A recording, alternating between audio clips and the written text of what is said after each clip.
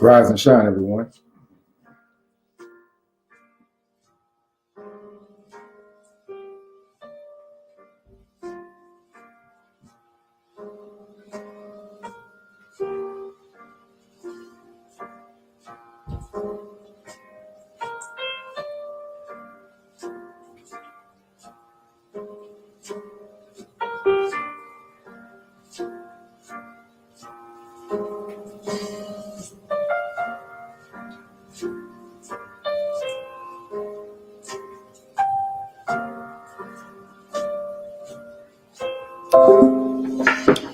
Rise, everyone.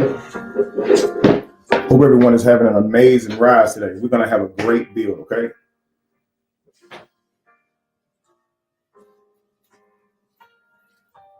We're going to talk about emotional intelligence, okay? Now, I've been talking about this with men. Many of you guys know that a lot of you guys I counsel. A lot of you guys stay tuned to that information on a daily basis. My information, my content where I discuss emotional awareness or emotional intelligence for men. I often explain how a lack of emotional intelligence can ruin your life. How we go through school and we get knowledge or education, but we don't get emotional intelligence. Okay. So you can, with diligence and consistency, earn your degree, right? You can earn your career. You can build a beautiful family. You can build a beautiful business, a successful business. But if you do not have emotional intelligence, it can all be thrown away with a bad decision, right? Because we don't think in the moment and we become overcome with our emotions and we react due to the emotions. And it's often not rational to a response that we should be given, okay? When we respond in that way, often we're breaking a crime, injuring someone, creating bodily harm, or worse, okay? That's harm to ourselves, things of that nature, our children. And this is why it's so important we focus on emotional intelligence. And this is not something like going to the gym. It is something like going to the gym as you would do this daily, but it's not something physical. It's something that is mental. And many of us don't spend time in this place, okay? So I have been talking about this with men on how important it is that we master ourselves and our emotions so we don't make bad decisions whenever we're upset, in pain, hurt, things of that nature. Okay. But today I want to talk to the ladies. Okay. I want to talk to women about emotional intelligence, emotional awareness. Okay. I'm hoping that you guys can hear me with a pure heart today. If this is you, definitely comment and let us know that it's you. If it's not you, hey, no problem. Okay. But I'm sure we're talking about at least one person on here, okay, or in the world, somebody you know struggles with a lack of emotional intelligence in the moment. Okay. So this got started off of a build between myself and my brother, Robert Hampton, or the truth, many of you know him by. Okay. We're having a conversation just about life, family, relationships. Okay. He's talking to me about himself. He's telling me that whenever he gets into an altercation or upset with his wife, right, or with someone, and they are wrong, if they admit that they are wrong with him or wrong to him, he needs them to make up for their wrong, and before he can respond or perform like a husband or like back in that love moment, right? So say you and a person get into it, you and your spouse get into an argument, right? Heavily heated argument, and your spouse decides, okay, realizes they were wrong for that interaction. Okay, now they apologize to you, but when they apologize, they don't like love on you. So let's just say the thing they said to hurt you was said in anger. It was said loud, boisterous. There was a lot of energy put into that. But when it came to them to apologize, it was very lacking energy. Okay, it was very professional. I apologize. I was wrong. I shouldn't. I was wrong for doing that. And they don't actually come up on you and kiss and love on you and make up for the thing they did to you, the person they say they love. Okay.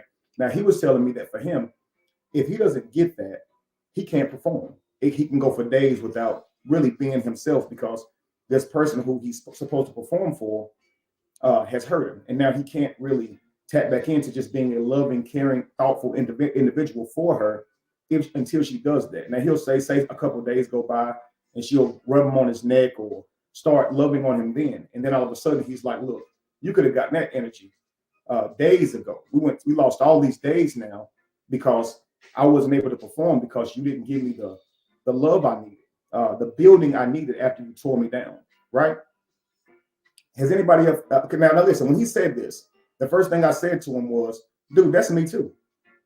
I am the same way." Okay. Now we were inside of a cigar lounge, and many men started like saying, "Dude, I think the same way." Before you know it, it was a whole like male space. Okay, and we were all discussing how this felt, right, and how it is difficult for us to perform, which is be masculine, which is build, inspire, um, um, support, love on, think about, right, plan for, provide for, all those types of things. It's hard for us to respond if we are hurt by our spouse, right? And so a lot of these men were saying, "Dude, that's me, that's me, that's me, that's me." And so I wanted to talk about this today, okay? And it seems that a lot of men suffer from this. Now, the thing about this is most men don't know this because we don't talk. When we talk, it's about external things, building our future, planning our future, what we got going on right now in the present day and time with our business or ourselves, but it's all external. We don't really tap into emotions, okay? Especially pain, hurt. It's more like we might talk about something that maybe made us angry, but we really don't do that, okay? So a lot of times we don't have a lot of understanding as to how men think. So we're often just thinking that this is how we think personally. We don't talk about this kind of stuff. But that specific dialogue, like I said, it brought about a whole deal where there's so many men talking about how they experience the same thing. To where when it comes to time for their spouse to be accountable to them, instead of being accountable, they will apologize, but they won't actually put forth the energy like they put it forth when they were insulting you or hurting you, when they were saying the thing in pain, or when they were upset and said what they said. It had a lot of you know energy behind it. But when they apologize, no energy. Now, for the man, it's hard for him to move forward. We're going to talk about this. Facebook usually say exactly. So a lot of you guys, if you're a guy on here and you can understand that you've been hurt by your woman, she did apologize, or maybe she didn't even apologize. Okay, she doesn't feel that she's wrong, but let's just say she does feel that she's wrong and she apologized. Okay, if she doesn't give you that type of energy that she gave you whenever she was saying the thing that hurt you or offended you or disrespected you, were you able to immediately perform because she admitted the wrong? Okay, now just let me know, guys. Are you involved in this? Do you understand this? Many of you guys are saying, "Yeah, absolutely, that's me. I need my woman to be vulnerable with me. I need her to express that love for me. If she says something to hurt me and I let her know that bothered me or hurt me, I need her to show she cares about me by way of saying, I'm sorry, come and love on me, kiss on me, heal me back, nurture me, because that's what a woman does, right? That's what a nurturing energy or nurturing spirit does, is it pours that life back into you, especially once it realizes that it's the one who hurt you or damaged you, correct? Ladies, when your man is wrong towards you, okay, and he admits his wrong, do you guys like for him to also love on you and nurture you and build you back up by way of loving on you? Or do you just prefer, "Look, I was wrong, my bad"? We good? Wow. See, a lot of you, it seems like everyone wants this. Everyone wants the person to pour out when they're apologetic, as well as pour out energy whenever they're upset. So if someone can be upset and say something mean to you with anger behind it, and you can feel the anger, when they apologize, you also want to feel the apology, right? You want to feel that they are truly sincere and they're sorry to you, right? Not a fake thing. You're not trying to have them put on a performance, but you do want them to express some empathy for you, right? For the pain that they caused to you, right? Now, this could be by way of maybe they care about their own self-respect and they don't want to do anybody like that. So it may come out like, "Oh, I'm sorry that I did that," but it still should be some type of emotion behind it, right? Seeing as how the pain came with emotion, right? The thing that they said that hurt you came with emotion. Okay, unanimously. Everyone agrees. Okay, so I titled this video, "Are You an Emotional Terrorist?" Because I want you to know something, okay? As a man, I can't speak for women, but this video is addressing women. So I want you ladies to know something about us men. Okay. Whenever we have these, when they say be a man's peace, now man be a woman's security, okay, her strength, her protection, her provider. When they say be a man's peace, okay, I'm going to express to you how serious that is, okay. Especially when it's you who is not the peace, when it's you is the disruptor. Okay, so if he's having a rough time at work and things like that, you're going to be his peace by sometimes staying silent, sometimes encouraging. Okay, things like that. But when it comes to being his peace by way of your interaction with him, it means those type of arguments, those types of insulting things that you may say. You cannot let those things linger. You cannot go to sleep on your wrath. What it does is it causes a person to create, I think it's oxytocin in the mind, and that brings pain throughout the body. It makes the brain really foggy. You can't think straight. It makes you really tired. So once you've had a real knockdown, drag out with someone who's important with you in your life, it just destroys your mentality, family. It breaks you all the way down to the point of just like I said, feeling tired. You're really foggy, can't really think clearly, and you can't really perform for your partner. And if you go to sleep on that, it's worse because now you're waking up angry. Your next day is filled with that. Your next day is filled with that. And until you get what you need, it's really hard to regulate your energy. Now, I would suggest to men that if you're not getting this, you should definitely learn to meditate. But even with meditating, it's not so easy when you have a partner in your life who's causing you this damage. Because if they haven't yet been accountable to their actions, as a man, your mind is not going to stop planning on getting rid of them. Your mind is not going to stop thinking about, did I make the right decision in being with them? Should I move on? How much more of this can I take? And all of this is going on in your head as a man. So obviously it's not going to be easy for you to move forward, especially if you're an honest man, because moving forward in love and building as if everything's okay, because a masculine man is supposed to move like everything's okay, or outside of emotion. He's supposed to just use his body. Emotion will come, emotion will go. So we can't let emotion stop us from performing. Bill's always coming, okay? So we cannot allow that to stop us. We got to keep creating our future or our destiny. But it'll be hard for that man to perform for a person that he's not honestly all eggs in the basket with her. So he won't be able to do all that, especially if he's contemplating potentially a breakup, some time or space, or if he still is wanting to explain why a person is wrong because he hasn't heard it. I hope you guys are understanding this, okay? So while he's not getting what he needs from you, he's literally suffering, okay? Pain in his body, can't think straight, foggy mind, tired. Hopefully you can see how all this can hurt his performance and a masculine way for his life. Now, if he's married to you, okay, he has made you the sole person to get this from him. If you're the person who hurt him, okay, you have to understand how the damage you caused him now and your lack of being vulnerable with him is now weighing in or affecting the whole entire family. Not just him, not just how he feels inside, okay, not just, but his performance, and that will ultimately hurt everyone. His mood, how he carries himself throughout the home, that will ultimately affect everyone. And if you are a woman and you have wronged him, you must, I repeat, you must make that right. Do not allow this man to sleep on his wrath. Okay, you have to understand, family. Once you admit you're wrong, now this is not if you don't know you're wrong. This is if you admit that you're wrong. If you know you're wrong, then you need to lead with that emotion when you're wrong, the same way you led with that emotion when you was in pain, okay, and when you were in anger. Because you got to think, when you were in anger that you said, you never do this for me, or you this, and you're terrible, and I can't stand you, and said all those things. And you said that you didn't say, I can't stand you. You make me miserable. I'm not happy. You didn't say that. You said, I'm not happy. You said it with emotion. You wanted him to feel it. So whenever you apologize for saying these things, when you didn't mean these things, you cannot go, I was wrong, I apologize. No, it's, baby, I'm sorry. Come here, baby. Let me love on you. Let me hug on you, right? Let me nurture you back, right? Because I have damaged you. You understand? And if you're not doing that, and you're expecting that man to just be his everyday old self, love on you, think about you, come and give you his time, come and kiss you first in the morning, come kiss you first when he's leaving the room, sweet nothings, all those types of things, I'm telling you now, what's going to happen is you're going to say he's distancing himself. Yeah, he's pushing me away. And that's how you will kind of metabolize that, is he's pushing you away.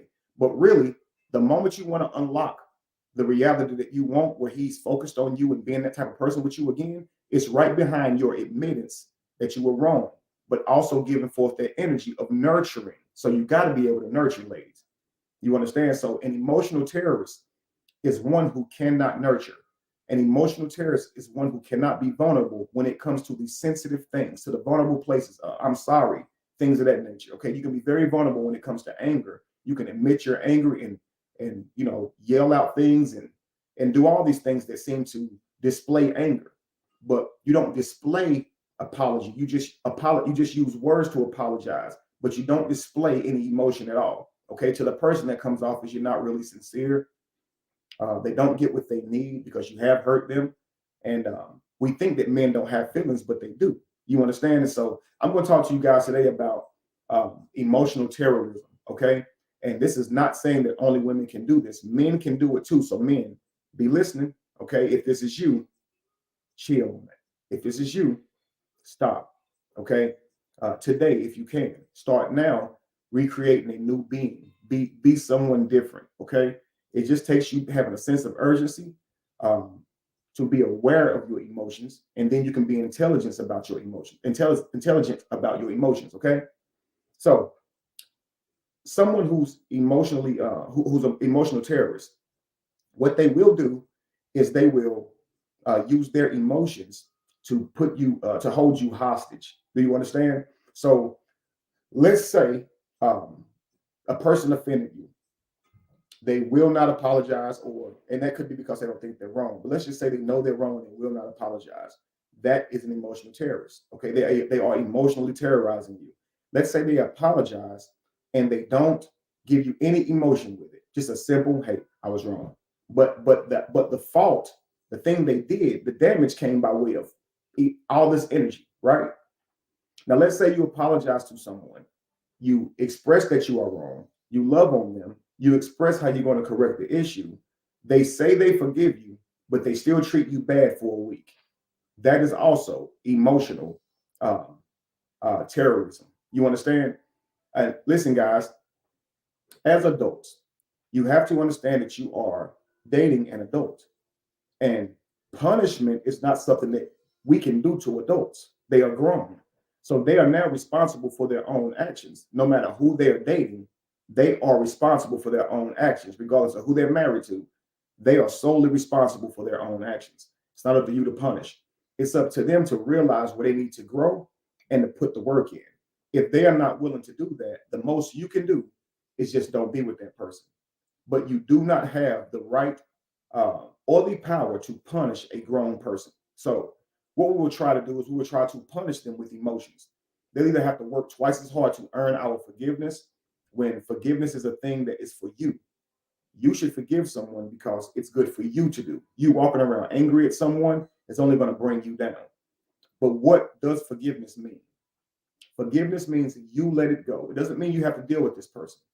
It doesn't mean you have to still put up with this person. It means you let go of the anger. Stop holding yourself hostage to it, because as long as you're holding them hostage to it, that gun is to your head as well, family. Every time you go to that place and bring it up, you are the person who feels that pain. You can look at it how you want to, but it's your hell that you refuse to leave out of whenever you hold on to anger for somebody. And when you're in hell, you act like a demon. When you're in hell, everyone is a demon. You don't see the positive in anyone. Everyone is bad. Everyone is out to hurt you, regardless of what they say. You will just assume their intent because you're angry. You see, when you're in heaven, you're surrounded by angels. You can see the good in everybody, regardless of what they've said or done. So it's up to you to choose who you're going to be, where you're going to live. So if you get offended by somebody and you forgave them, here's how that should look, okay? Moving forward, this person said they would not do this anymore. So what that means for you is, if you're still angry at them and you accept their apology, you respect them, you accept their apology, you are going to still move forward with them. If this is you, family, what you need to do is go meditate. Why, Kevin, why you keep saying meditation? Because that is how you regulate your energy. See, life is about balance. And when you become out of balance, you behave out of balance, which is irrationally. Okay. So you will sit here and be mad at somebody for what they did 2 weeks ago today, when you should have went and meditated. Notice the three words. The first three letters is medicate, right? Like meditate, right? You are your own medicine. It is you who must immediately meditate. Just meditate immediately. Let me get some time to myself. Let me meditate. Let me regulate my energy back so I can get myself back to where I need to be. I hear you. You apologized. I forgive you. Just give me some time. This way, you're not still tomorrow. They checking on you. Hey, baby, you okay? Now they already did everything. Okay. Now you're just punishing them. Punitive punishment for a thing that they did. Now this is a grown-up now. It's like you're grounding them. So you are an emotional terrorist by way of you're grounding them for something that they did. Is this making sense to you? I am not referring to things as heavy as cheating. Right now, I'm talking about things that are those little subtle arguments, those arguments that's just about stuff, right? Someone cheats on you, definitely it will take some time for you to heal yourself and some time for them to earn your trust back, because they definitely would have to earn your trust back, okay? They have to show you they can be trustworthy. They have to let you know where they are when they're leaving so you can understand that they're not doing these things. They must go the extra mile to earn your trust. Not that you're on them saying, you got to do this and you got to do that. They should take it upon themselves to give you this information now because they've lost your trust. And this is how they can earn it back. Do you understand? That is a different thing, because they want to still be in your life and they've created something that shouldn't have been there, which is a lack of trust. And you didn't have that. That's not on you, right? So you can forgive them by way of saying, hey, look, I still want to be with you, but only if you're going to, correct the issue. And how do I know you're going to correct the issue? You must show an active approach to correcting the issue. This is when it's something that's heavy, okay? If you care enough about that person, then you must do that. This is making sense.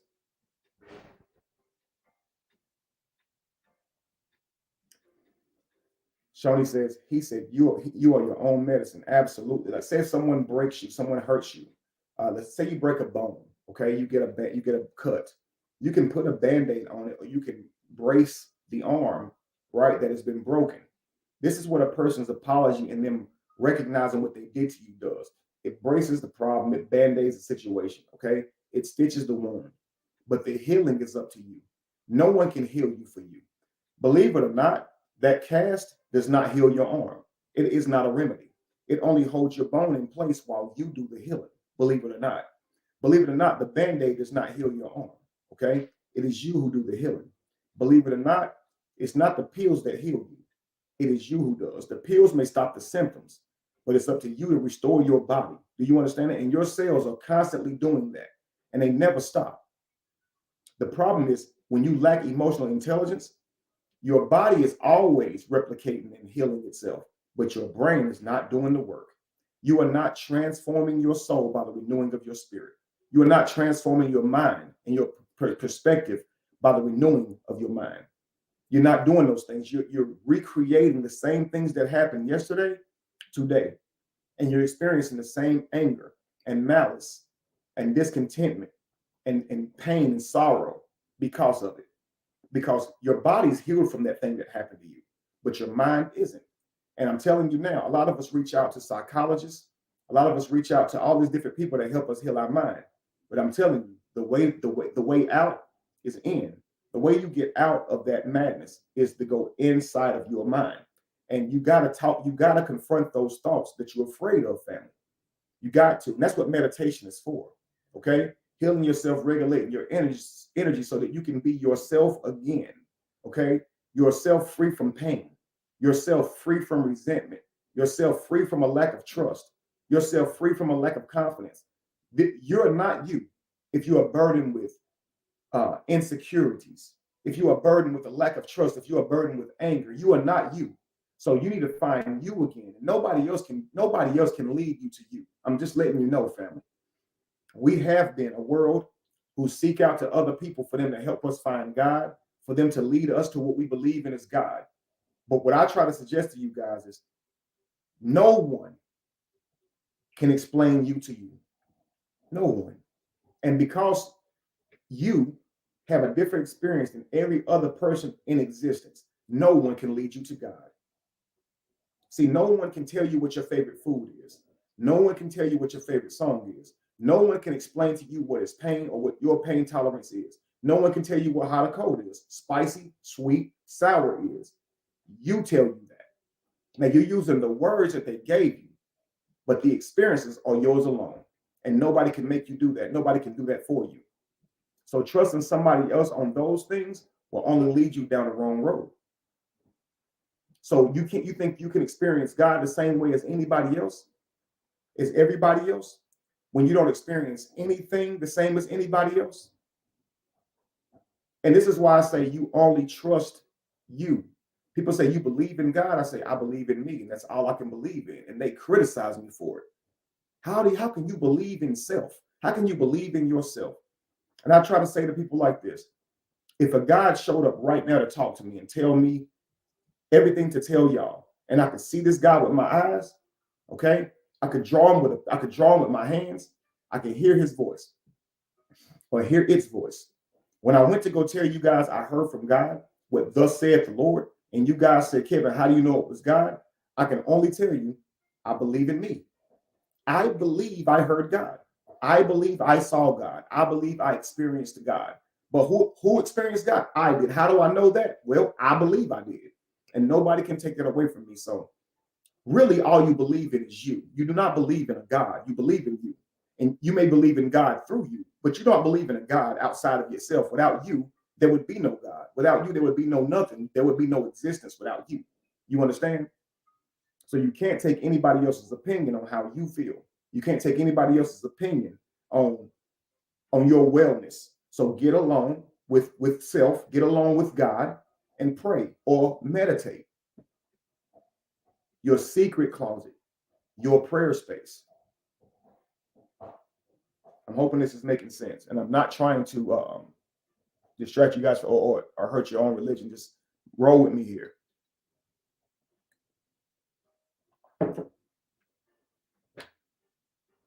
Lord said, this is hitting my spirit. I'm grateful, Lord. So to heal yourself, family, to get yourself back on your path, on your mission, you must meditate, right? Now, you could be an emotional terrorist. Moving to the next point. If your partner is nowhere around you, ladies, and all you have going through your mind is negative thoughts. Now, for you, that's negative energy. But you process those negative energies into thought. The problem with that is emotion follows thought. The problem with that is your mood follows your emotion. The problem with that is your action follows your mood. Okay? Now you're behaving in a way that is linked to the thoughts that came to your mind, right? And now this person that's in your life is getting a less version of you. They're getting a version of you that doesn't trust. They're getting a version of you that's feeling insecure because you have had negative thoughts when you weren't even around your partner. So your partner walks through the door. He's coming in the door expecting to be your peace, expecting to be your joy. Okay, the way he leaves the room and you want him to walk up to you and kiss you and love on you before he leaves to secure you that you are the one still, it's the same thing that he looks for when he walks in the door.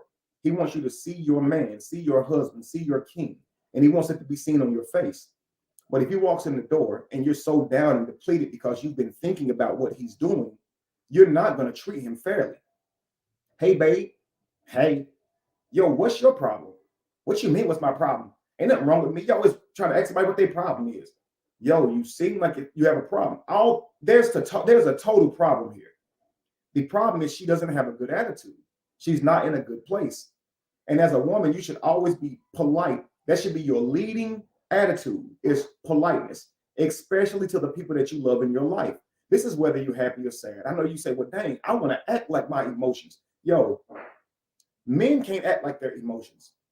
And everyone is emotional. So while you guys are thinking that, hey, women are emotional, men are physical. No, everyone is emotional. Everyone is emotional and men are physical.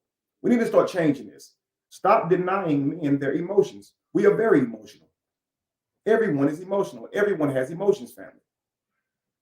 You don't see little boys being less emotional than little girls. They are taught to be less emotional, which means less acting less emotional, not experiencing the emotion. You have a right to how you feel, but it's how you act. Do you understand? So he comes through the door wanting a sweet, agreeable, joyful wife. And what does he get? A questioning, complaining, resentful wife. And why? What did he do? What did he do, family? He was gone. He ain't even been here. See, your children, ladies, they need you to be polite. Your husband, believe it or not, needs the same thing. So if you're waking up in a bad mood, okay, or if you've conjured a thought up in your mind and that thought led to bad emotions, negative mood, negative behavior, okay, you're being less than a mother for your children. You're being less than a nurturer for your children. You're being less than a nurturer for your husband because your actions are now negative. So when you see your child and they say hey to you and you say, Mama ain't in the mood today, you just killed their attitude. And your child ain't so good at meditating. Neither are you. So imagine how your child would struggle with that. Mama was mean to me this morning. They're going to take that to school, probably not perform well. And many of this, we don't understand this. We are in control of that. So a lot of this, we are like Sonic rings. You ever watch Sonic where he gets hit and then like a bunch of rings come out, bling, and he has to try and collect them all before they like go fade away? That's how we are with our decisions, okay? Like when you are an emotional terrorist, at any moment, every single thing you're going through or everything you thought about can come out of you like sonic rings. And those sonic rings are going to affect everybody around you, family. And it ain't going to be let go in a moment after you said it because you said I was emotional when I said it. The person you said it to thinks that the things that you're saying come from a real place. So the things you say in anger that you say, I didn't mean that. Well, the person that you said that to, they don't believe that. They're wondering, how did it find words to come out of your mouth then if you didn't mean it? Why are you saying things you don't mean? Well, I'm emotional. See, you are an emotional terrorist. You're saying things you don't even mean. How can that person understand what you're thinking and who you are if the things you're saying you don't even mean? What would they think of you? What would they think of you when you correct it once you calm down? That there's two people here. I'm trying to let you know, family, he will begin to see you as somebody who's unbalanced, who's everywhere, who's irrational, and to a consistent man who's trying to fortify a kingdom, a destiny.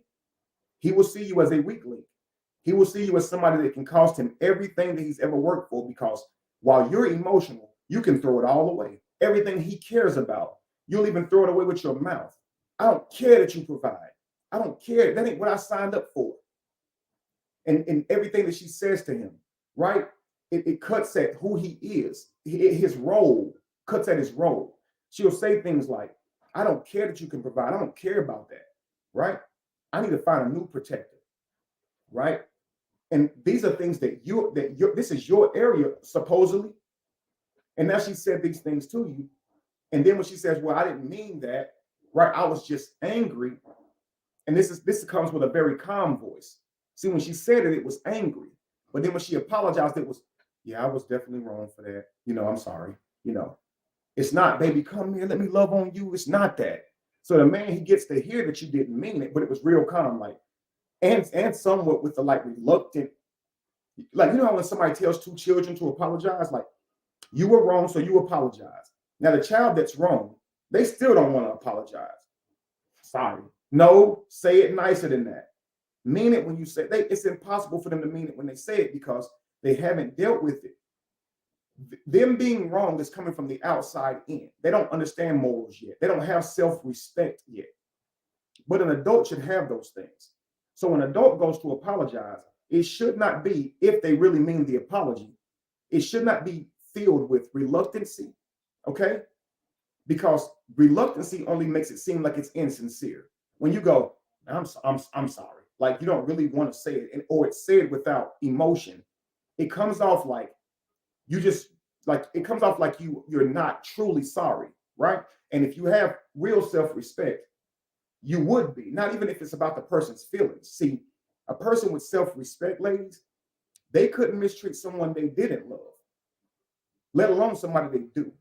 You understand? So it's more about your own actions. And if you keep justifying them, it seems that you don't have self-respect. If you say, well, I did this because you did it. So where does your self-respect end? Where is your where's your morality? Do you have the fortitude to stick to your morality, to not do something that you say you wouldn't do, even if someone else does it? So it comes off like you don't have any structure. Whenever you do somebody wrong and you justify what you did to them with your emotions, well, I was mad. So when you're mad, you can break your moral code. When you're angry, you can say things to destroy. When you're angry, you can do things to destroy. You can make decisions that can destroy not just you, but everyone around you. So an emotional terrorist will pack up and leave in the middle of the night and won't say shit to you and have you wondering where they are. Do you understand? And I'm talking about it's because they're upset right now. Right now they're upset, so they're going to do whatever they need to do in the moment, family. No thought behind it.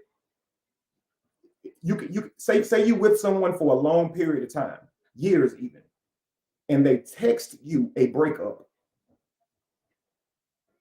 Text it to. I'm talking about break up with you in the wrong way, like the worst way to break up with you. They do that.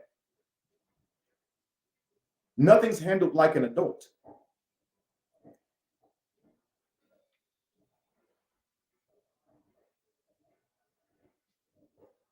Do you understand, family? In the moment of a heated conversation or dispute, when an emotional terrorist cannot create leverage with their emotion, they will, behind their emotion, do some action that will blow your freaking mind. When they say, I'm hurting, you don't care. Say you're confronting them about something they did in reality. You're confronting an emotional terrorist about something they did in reality, in the realm of reality. They will not focus on the thing they did. They will completely ignore what you said and just respond with something like, you don't care about me. And now here you are like, yes, I do care about you. No, you don't. They didn't talk about anything you did. They just said you don't care about it. Emotion. So now while you're talking about something that happened in reality, she's talking about something that's in her emotions, right? Or the emotional person's only doing that. And when they can't get you to bend to their emotion, they will use their emotion to leave you, to say the worst thing to you. But you are referring to a thing they actually did. They are referring to an emotion. When you tell them how you feel, they will assert your intent behind how you feel. Now, you didn't even say an intent. You just said, look, this is the thing, this is the deal. And then they go, you know what you're trying to do? You're trying to confuse me. You're trying to do this. You're trying to gaslight me. You're trying to do this. Now, they never answered your question. You asked them a question. So it's like an assertion or a blame game for you to say, no, I'm not doing these things. And instead, you're not talking about the issue. So an emotional terrorist, when you go to them to have a conversation with them, a conversation is the last thing you're going to get. What you're going to get is a very confusing interaction. Your words will not be responded to. No. You can say something, family, okay? And they can be quiet and listen to you. But you will notice their response has nothing to do with what you said. When you try and stop them prematurely, they will tell you, you are wrong. My response had everything to do with what you said. When you ask them to continue with their response, they'll say, no, now. Since you interrupted me, I'm not saying it now. So they will hold you. It's like they will punish you at every turn. I was going to say something and tell you something. But now, since you said something or done something, I'm not telling you. Yo, we are adults. Do you understand? And ladies, I know in the moment, you guys feel like this. And a lot of you ladies have been through this too with a man, because not all of us men were raised to be masculine. Many of us do have feminine ways. And I'm not saying there's anything wrong with that. If a man masters his feminine, he can be more of a nurturer, more of a conversationalist to his woman, and be able to express himself well to her. That's a great thing. So behaving irrationally in either emotion is wrong. Okay? Behaving rationally with either emotion is good. You cannot tell a man he does not have a right to femininity. He's half femininity. His mother was involved in creating him. So you cannot say men are not emotional. Yes, they are. They're every bit as emotional as you are. Do you understand, ladies? So a man who's trying to be logical and talk to you about the things that actually happen in real life, when he sits down with you to talk to you about it, and you go and bring up emotion or the things that happened years ago or yesterday, day before, and these are not things that you've already brought to him, okay? So say he comes to you and say, babe, I have an issue. Here's my issue. And when he tells you the issue, your response is, well, I have an issue too, and you don't take care of my issues, or you do that too. And you're not saying, babe, I understand that I did this to you. I apologize. Won't happen again. And then once he says, okay, thank you for that, and he goes, that's when you can say, well, listen, since you mentioned that, you did something similar the other day, and I didn't say anything about it, but I did feel a way about it. And now since you mentioned it, can I talk to you about that? And now you've already covered what he brought to you. Now you can express it. But if a man is thinking like, if you flip the script so many times and the man now don't know how to come to you, he's now like wondering like, dang, how do I talk to her about it? How do I start it off? How do I say it? Because no matter how I say it, she's going to tell me I said it wrong. She's going to try to tell me how I should have said it. She's going to argue with something that I do. And so now how can I tell her something's wrong without this person on the other side trying to correct me as a grown-ass man, trying to correct me? How do I do that? While that man is sitting here timid, thinking about how can I talk to her, he's not being masculine. Do you understand that? And that's what you don't want in your man. That's what men hate, that, like not like that iffy feeling, double Dutch feeling. And because we're trying to deal with somebody who can really at any moment say they're in pain, at any moment say something hurt them to try and create leverage, we don't know how to trust you. So often, ladies, if you say my man doesn't care about my feelings, you have to ask yourself, have I done any of these things? Because please know this, anybody can take and say that they're in pain or hurting over something. You can't see emotion, but the thing you did, you can deal with that. So if you tell a person about the thing they did, and then all of a sudden you guys are responding with, but I'm hurt and I've been hurt for weeks and you haven't even noticed it, but you haven't said anything either, please know you're using emotion to terrorize this person, to create leverage, and you're not dealing with the things that they said you did in reality. If they say you said something and you say, well, I was mad when I said it, why didn't you just say I'm angry? See, I was hurting when I said that. Why didn't you just say I'm hurting? Does this make sense, ladies? Being vulnerable to your emotions and articulating your emotions is saying how you feel, not saying something because you feel, saying anything because you feel. So I believe that we weren't raised to articulate our emotions. We were only raised to express them. And only expressing your emotions and not articulating your emotions creates a huge problem. Do you understand? Why can't you just say, I'm hurt? You may say, well, that would make me vulnerable. That would make me look weak. Well, saying something because you're hurt doesn't make you look any stronger. Why can't you just say, I'm angry, I'm upset? What you just said offended me. What you just said made me feel uncomfortable or disrespected. Why do you have to say like, yo, you are something, like you get what I'm saying?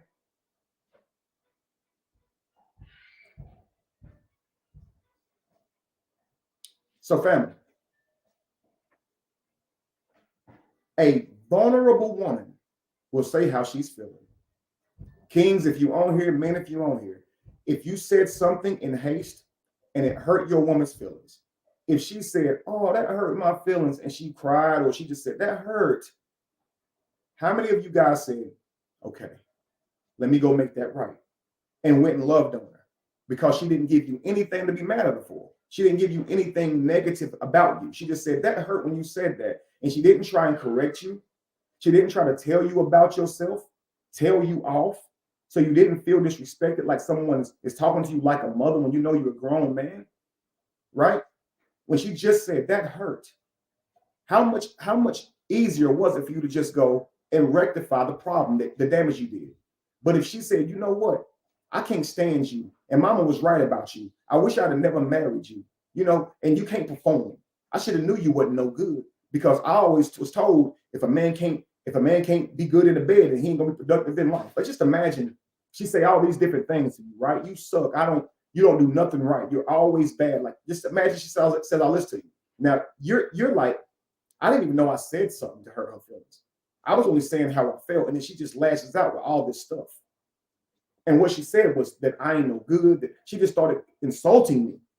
So to him, it's like, yo, who are you talking to? Why are you talking to me that way? Why are you insulting me? And never once has this woman said, I'm hurting. You hurt my feelings. Now, ladies, do you think you can get farther with the man by insulting him, or just saying, yo, that hurt? Now, if you're dealing with a man who's not masculine, he may not be able to go and heal you. And that's how you would know if a man is masculine. A man can't go and make up to his woman. You guys remember Baby Boy, right? Remember when he got caught cheating, how he just laid Yvette down and kissed all over her, right? This is things like that is what a person needs to nurture them back to a good place, okay? And it's because they're in a relationship with you. Now, if they leave you, hey, they're responsible for all that themselves. But if y'all staying together as the person who wronged the other person, you should take it upon yourself to go back and build your partner. Do you understand that? Now, back to articulating your emotions and just saying how you feel. We're not good at that because we haven't been putting practice in on that. So anything that you do, you get good at. You notice a lot of men are good at sports because, hey, we grow up playing sports. You understand? But a lot of men are not good at rationalizing or analyzing and expressing their emotions or articulating their emotions. Same way with women, okay? So now when men were brought up to not behave on their emotions, to not let them out, they still would like, don't even articulate them. If a man say he hurt, it's weak. If a man say that he's sad, it's weak, right?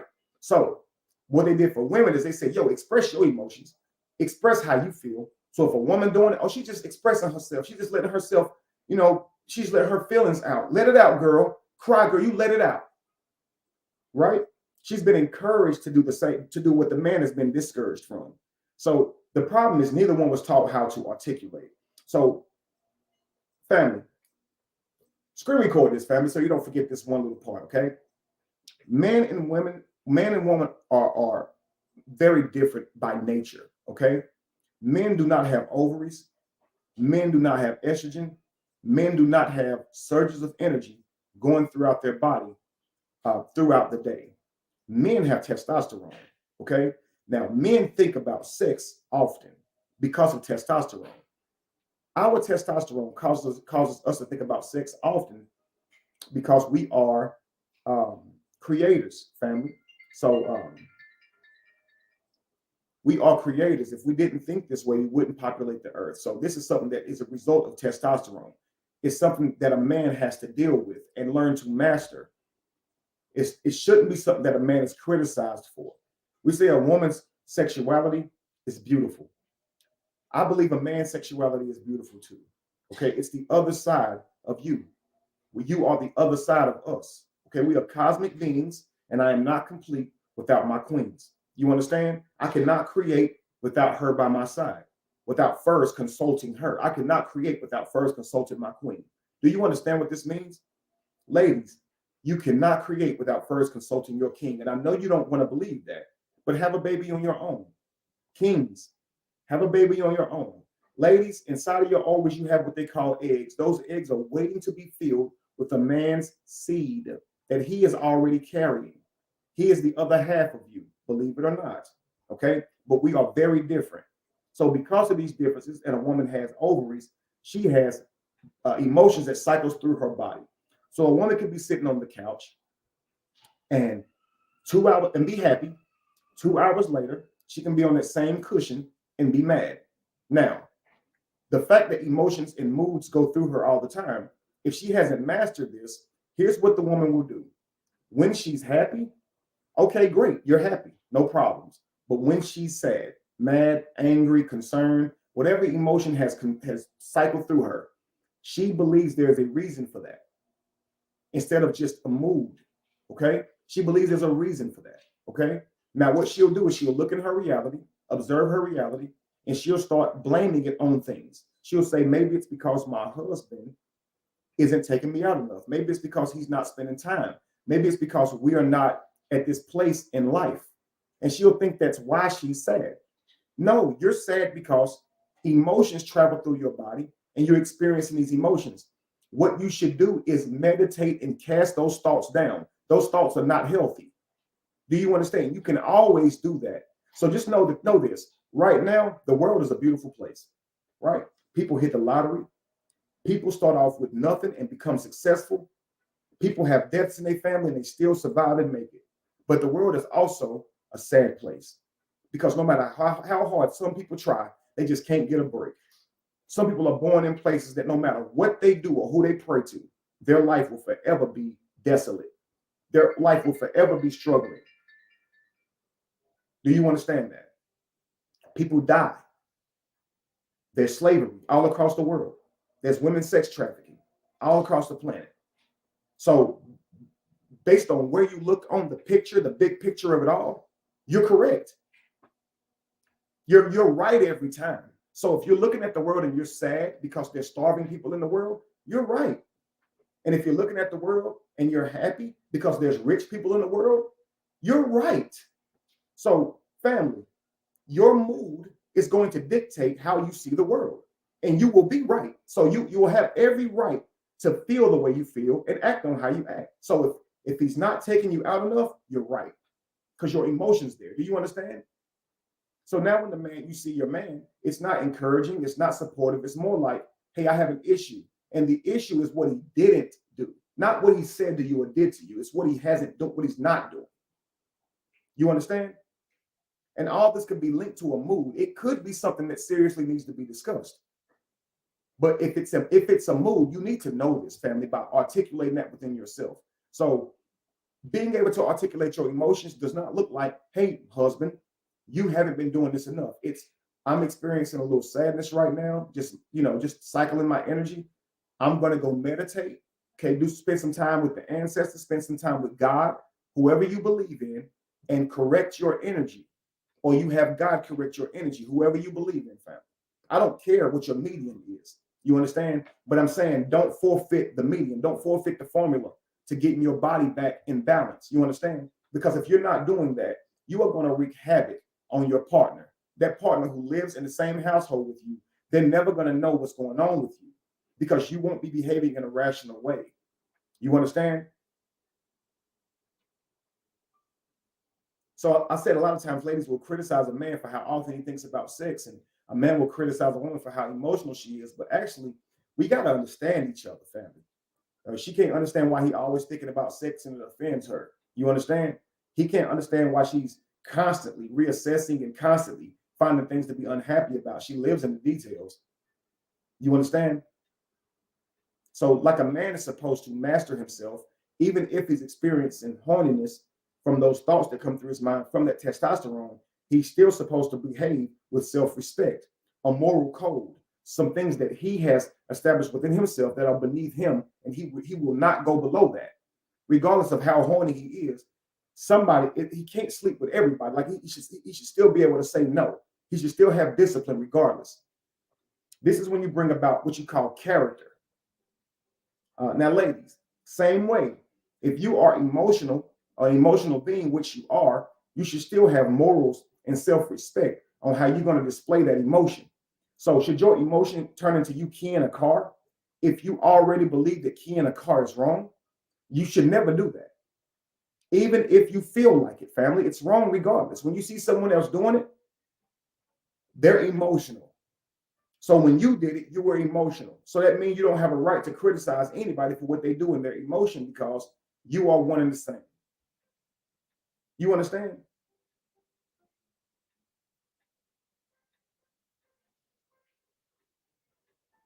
I'm going to start taking some responses and reading some of your responses as I go. Facebook user says, I needed this talk. A lot of you guys are saying this is me. The past is your teacher, not your anchor. Beautifully said, Tony Lane. The past is your teacher. Be a master student. When someone's talking to you about something that is happening today, and you bring up an issue from 4 years ago, and then still behave like you have the emotion like it just happened, that is a problem. Now, I have done that in the past. You bring up an old topic, and that topic takes you right back to that emotion because we are God. We can be anywhere and everywhere at the same time. So the moment you bring up the past, you actually go back to the past, experience the same emotion as if it's happening right now because it is inside of you. Within thought, you are remembering the situation. Remember means to put back together again. So you recreate the thing in your mind in order to talk about it. You know what you did 5 years ago?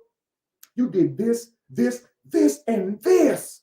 And I can't believe you would have done that to me 5 years ago.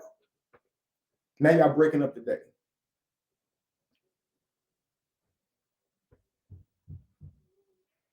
Why did that happen? It didn't just happen. How were you able to conjure up the emotions, to summon the emotions from when it happened? How are you able to do that? What do you want in here? Do you want leverage? Is that something you're trying to get your partner to understand, that they're not understanding with your words? So now you're trying to go to emotions, blame, insults, guilt, and the need to be right in order to get some type of understanding? Because what that's going to do is create confusion. Are you listening to your partner when they speak, or are you caught up in your emotions, listening to your own thoughts, which lead to moods, which lead to behaviors? Somebody comment and say, thoughts are things. Thoughts are things.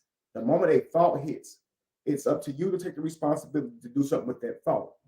If that thought makes it to behavior, that is your fault if no one gave you that.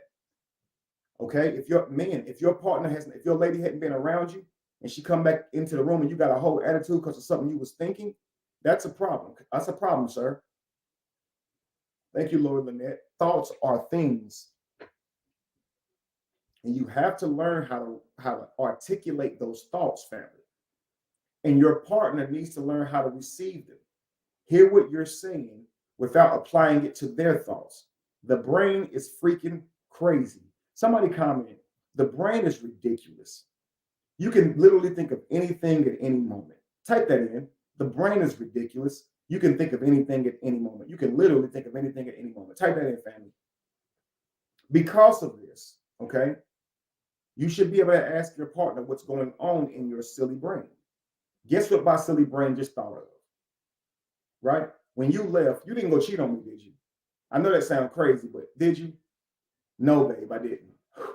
Okay, just had to get that thought, rid of, because if I wouldn't have, I would have sat here and worked on that thought and built it up, and then you would have saw a whole different version of me. So I don't want to have to come to you with these things, but I do want to thank you for being so receptive and understanding and not applying my thoughts to your emotions. Because say you go to somebody and you say, look, this is a crazy question because the brain is crazy, but I had a thought, just trying to get this thought off my mind. Was you out cheating on me? And the person goes, yo, I can't go nowhere without you asking me a question. No, what nobody cheating on you? You're going to have to learn how to get over this. You make me feel like a prisoner. You make me feel like an inmate, like a bad person because you asked me that. Well, I guess I'll hold it in then, right? And just meditate on it and let you get what you get, right? Because I'm trying to go to my partner, the other person that's outside of me who I can weigh these things with, and they don't want to contribute or help out. They're taking it personally, right? When we should just understand that the mind is crazy. I didn't do anything to you because I thought this thought. That thought just invaded my mind. You understand? It just invaded my mind. So I mean, hey, when it was hard for me, I couldn't cast the thought away, so I asked. Big deal. We receive and create thoughts. Absolutely. Maybe you were watching a TV show. Maybe you had a bad dream. Maybe something happened that triggered this thought. You ever wake up from a dream? Speaking of, have you ever woke up from a dream and punished your partner punitively for the dream you had? You woke up from a dream where they cheated on you and now you have an attitude? Family, that is an emotional terrorist. You dreamt they cheated on you and you woke up mad. See, if I wake up and my spouse says, I'm mad at you, I dreamt you cheated on me, I'm going to say, go back to sleep and leave that person. Go back to sleep, slap them in the face, go back to sleep, cuss them out, and then come back and be nice to me because I didn't do it. You should have handled that over there. Don't bring that to me. Is this making sense, family?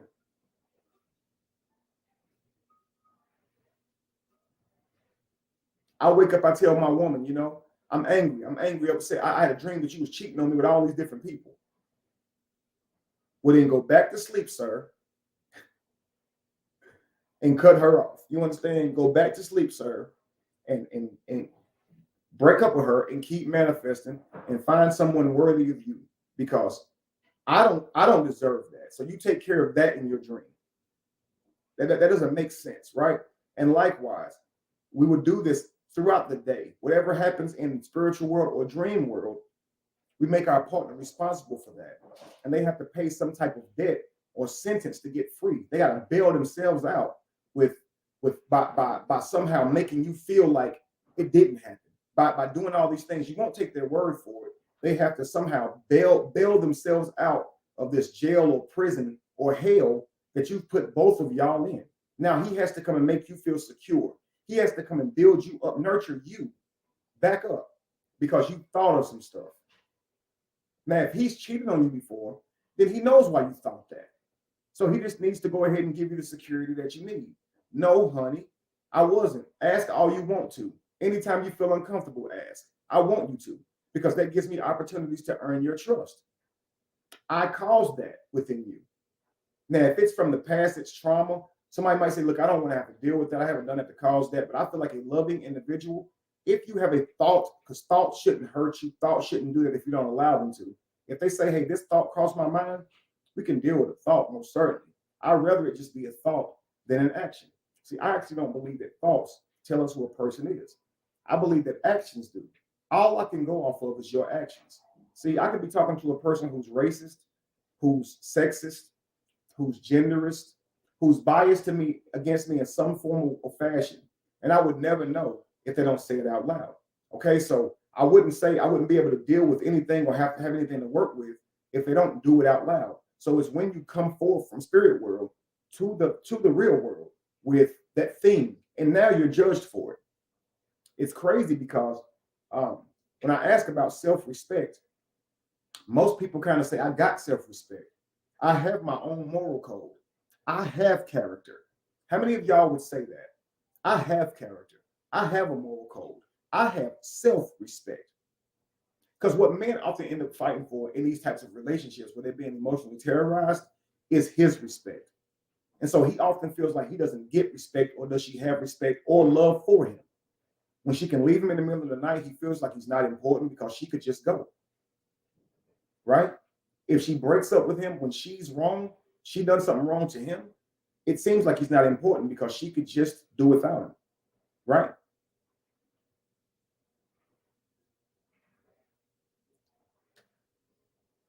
So how many of you guys say, I got character, I have self-respect? Because when he's saying, hey, I feel like you're not respecting me, during those times, I think it's safe to say she's not respecting herself either.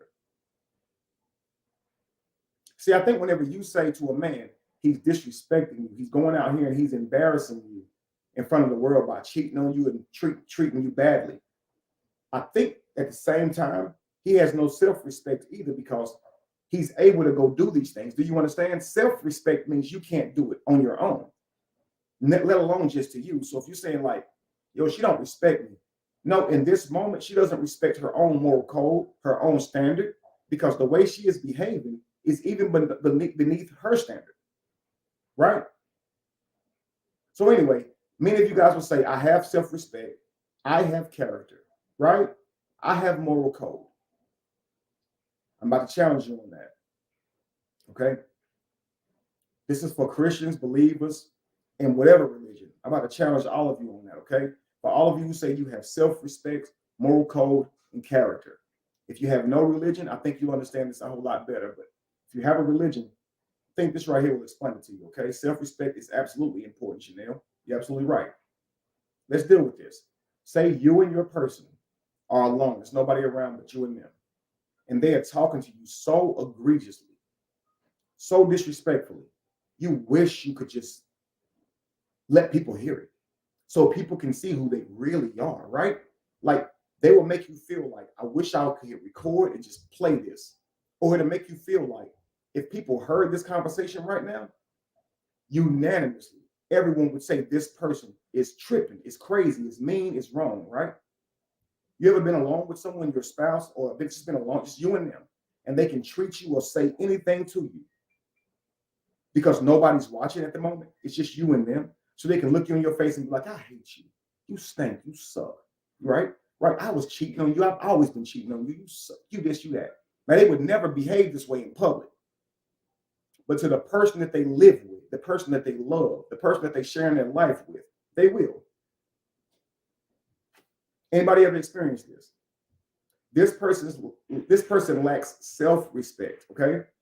Because if they wouldn't repeat this stuff in public, if they wouldn't go public with the same argument and say what they said in the same way, then they lack self-respect. Because they know they're wrong. If they didn't know they were wrong, they would say, we could have this conversation anywhere. I'll say exactly what I said again. And they wouldn't change it. They won't say, oh, I didn't say that, or I didn't mean that, right? Because they don't believe they're wrong. So if they know they're wrong, they'll deny it that they said it, right? They won't want to deal with it. They won't want to repeat it. They don't want anybody else to hear them. But here's my point. Here's my point about belief and religion and things like that. It's kind of like God. Okay, this person that's in your life, this person that is partnering up with you, who has forged a relationship with you, who has children with you, a home with you, they are more important than the strangers out there in the street. They're more important than the public. But you're hiding your behavior from the public, but revealing it to the most important person in your life, family. This is exactly how believers do with God. Screen record me on this. This is exactly how believers do with God, who they believe is God, family. Think about this.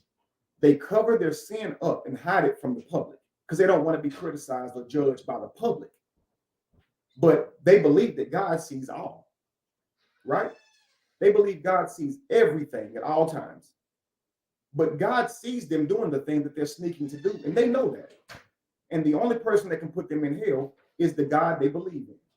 The sin is towards God, not the public. But they'll jack off.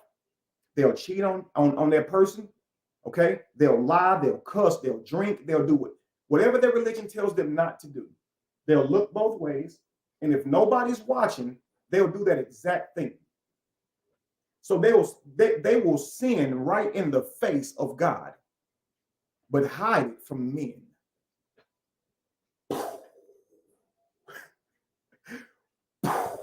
Right? He sees you masturbating.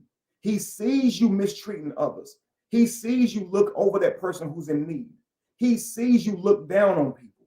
He sees you sinning. He sees it. But you don't want people to see it. But they don't have a hell to put you in. But they don't have a hell to put you in.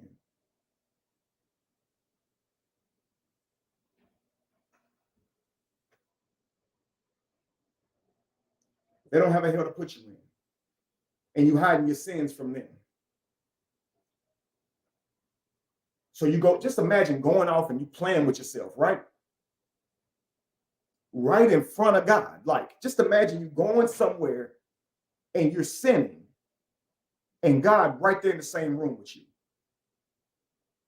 But you don't want people to know about it. No self-respect, no morals, no character. You only want to give across the image that you have character, that you're godly.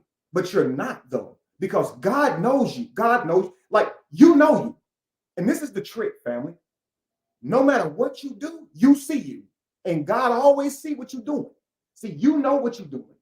You can deny it all you want to, but wrong is wrong and right is right. And because you cancel your moral code in this moment, don't mean you're not immoral. Because you said, I know it's wrong to cheat, but I really like this person. They're really sexy. My person hasn't been living up to a real partner. My person hasn't been taking me out. They haven't been fulfilling me. It don't give you no excuse to do that shit. And you know it. But what you're going to do is you're going to go ahead and just cancel out your moral code for a moment, right? Right? You're going to put to sleep your moral code for a moment. So you can go do what you do and not be guilty. Family, you are guilty because you did it. The act you did. It's not just a thought anymore. See, The Bible has thought crimes, right? If you think about doing something, it's a sin. If you lust for somebody, it's a sin. If you think of doing somebody harm, it's a sin. Thought crimes, right? There's crimes against a lack of love towards God. If you don't love God back, you can't go to heaven. Love, emotions, it's in your thoughts. This is what the emotional terrorists will try to do. They will try and judge your thought, family. You don't love me. You don't care about me. But they're talking about your emotions, not your actions. So let's just say you act like you love them. You're performing in the relationship, and they will still say you don't love them. Based on what? Based on what, family? Right? What are you thinking? Right? What your intent was this? Did I say my intent was this? You're making it up. Right? Do you guys understand? They're just talking about emotions and things like that, right? I feel like I just feel like you don't care about what I say. What gives you that impression that I don't care about what you say? Because I'm listening to what you say and I'm responding back to what you said. Now, when I speak, you're not responding back to what I said. And when I ask you to repeat what I said, you don't know what I said. Now, do you see how that is consistent with you don't care what I say? Because you don't know what I said. So, and I said it to you right in front of your face, and yet still you can't tell me what I've said. Now, ladies, can you honestly say that whenever you are in a heated discussion, an emotional discussion with your man, that you are listening to what that man is saying, or are you listening to what you're thinking? Be honest, ladies. While you are emotional, because what men will say is, I don't normally get this from my lady. It's when she's emotional. It's when she's being challenged, family. So in those moments, are you hearing him to hear him, or are you hearing to insult him or be insulted? Because what men say is, man, I can try and tell her with my best words how I feel. And she'll still take and respond with something that sounds as if she didn't hear nothing I even said.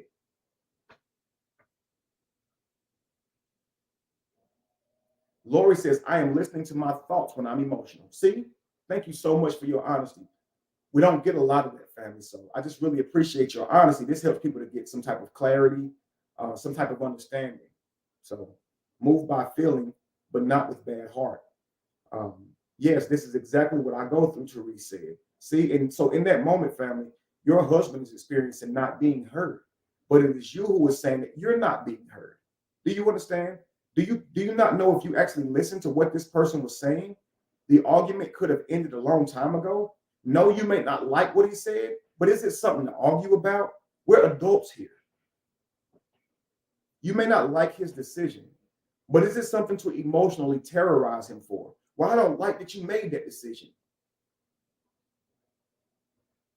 Let's say that you have cheated on your partner before.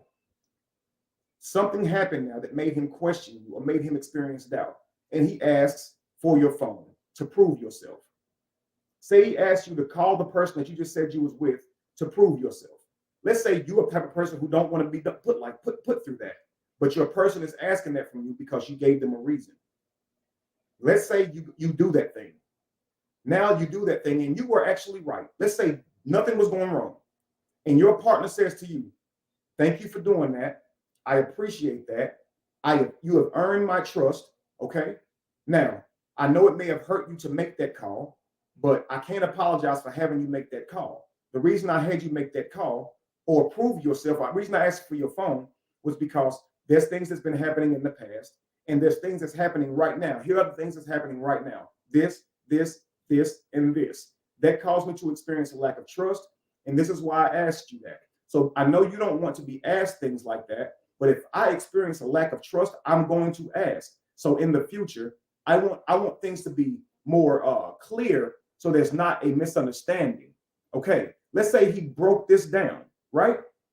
This is why I asked, but I was wrong. And so thank you so much for making the call.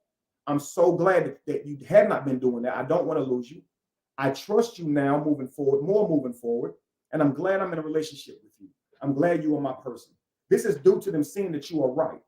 Now, let's say she responds back with, I am so upset at you that I don't even have words to express. You asking me to do something like that is wrong. Did he not just say why he asked her? What if she says, I don't feel like you can protect me.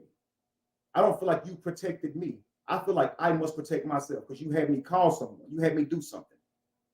Now, he just expressed everything that he said to her, right? He expressed everything that he said to her, but she responded back as if she didn't hear him. If you think about what he said versus what she's saying, he covered all of that. But there's a problem now because in her response back to him, she's came for his gonads. She came for his role by saying, I need to protect myself because you ain't protecting me. So now he's like, yo, why you gotta go there? Why you gotta say that? You see, because why this get turned into protecting? Are you in danger? Why did you come up with this word protection? I needed more information because I was in doubt. Actually, you should have been protecting my heart by going on ahead and doing what I needed you to do so I could know this wasn't going on. So you should have been protecting me and securing me by being willing to do that, seeing as how I'm in your life. You understand? Let's say you told her, let me see your phone, and she says no. Make a call, prove to me where you were, and she says no.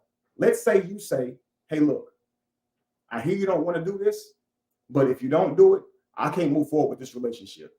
I won't be able to trust you. And if I leave this room now, if you do it later, I'm not even going to care because I'm going to think you called this person and tried to cover your tracks, or I'm going to think that you deleted the information out of your phone to cover your tracks. So if you don't do it now, I'm afraid I can't move forward in this relationship. Now, after the person does it, what if they say, you gave me an ultimatum? I'm mad at you because you gave me an ultimatum. And you try to explain to them that, look, I could have just walked out of the room and just let you have it and just broke up with you. I could have just said, okay, don't say a word and just doubt this person. But I told you how I honestly felt. I said, look, I don't feel I can move past this because I'm experiencing real doubt. And I can't deal with somebody who's acting this adamant about not proving themselves. It's kind of looking like guilt. Does it mean it's guilt?